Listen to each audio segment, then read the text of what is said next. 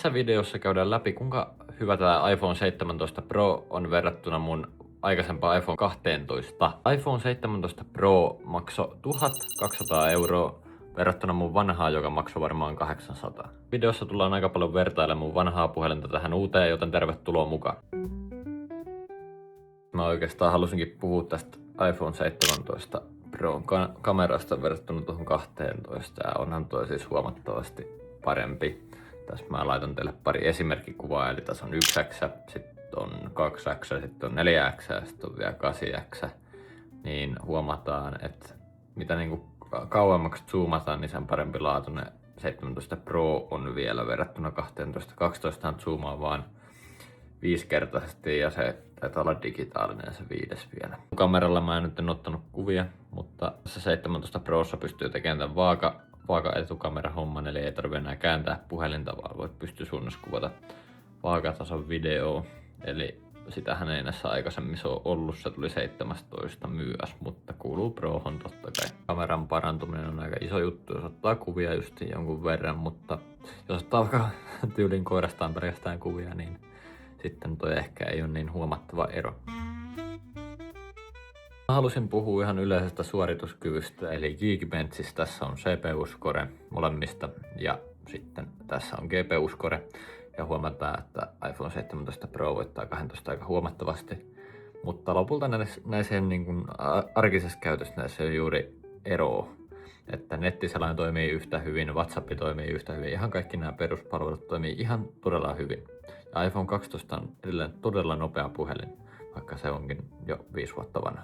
Jos sä päivität alle iPhone 14 vai 15, niin näihin on tullut Digital Islandi, joka on toi musta osuus tuossa yläkulmassa. Mä laitan tuosta kuvan. Ja siihen tulee aina apeista, esimerkiksi Spotifysta tulee se, mitä soitetaan tällä hetkellä. Muissa apeissa saattaa olla jotain muita ominaisuuksia, mutta ei välttämättä sen takia kyllä kannata ostaa niin kuin uutta puhelinta. Että Digital Islandi on kiva ominaisuus, mutta ei pakollinen. Vielä viimeisenä mä halusin puhua tästä näytöstä.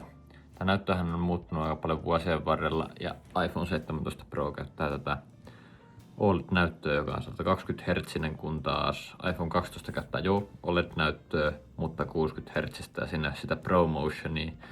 Ja ProMotion tarkoittaa sitä, että se näyttö itsekseen vaihtaa virkistystaajuutta sisällön mukaan, eli jos sä laat uutisia nopeasti, niin se vaihtaa 120 Hz. Ja jos taas näyttö vaan on idlenä, niin se vaihtaa sen 1 Hz. Tässä kohtaa mä haluan kiittää kaikkia, jotka katsoo videon tänne saakka. Ja laittakaa sitä subia ja laittakaa sitä tykkäystä. Sit mä tiedän, että te haluatte lisää tämmöstä. Se auttaa tosi paljon mua, koska mä haluaisin, että tää olisi vähän isompi juttu tää YouTube-homma.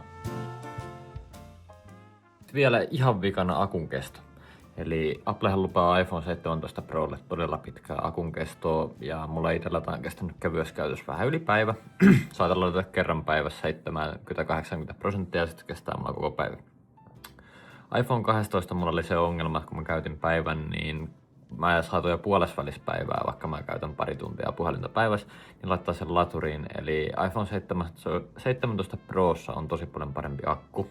Tämä on henkilökohtaisesta näkökulmasta, mutta mulle tämä on ollut tosi iso uudistus, koska mä pystyn tekemään enemmän asioita ilman, että mun tarvii laittaa puhelinta laturiin, joka on todella iso juttu mulle. Tiivistettynä, kelle mä suosittelisin iPhone 17 Prota? No, erityisesti sisällöntuottajille tai ihmisille, jotka käyttää tosi paljon kameraa. Sitten myös niille, jotka haluaa editoida puhelimella tai tehdä jotain tosi raskasta tai pelata Ray Tracingin päällä, koska sekin on mahdollista puhelimella. Mutta en mä muuten välttämättä suosisi tätä peruskäyttäjälle, mutta tehokäyttäjälle iPhone 17 Pro tai mikä tahansa Pro-malli on erittäin jees. Videosta tuli nyt vähän lyhyt, tämmönen 5 minuuttia, mutta mä halusin, että on tämmönen tehopakkaus niille, jotka miettii, että pitäisikö tähän Pro-versioon päivittää. Mutta kiitti katsomisesta, me nähdään ensi videossa. Moro!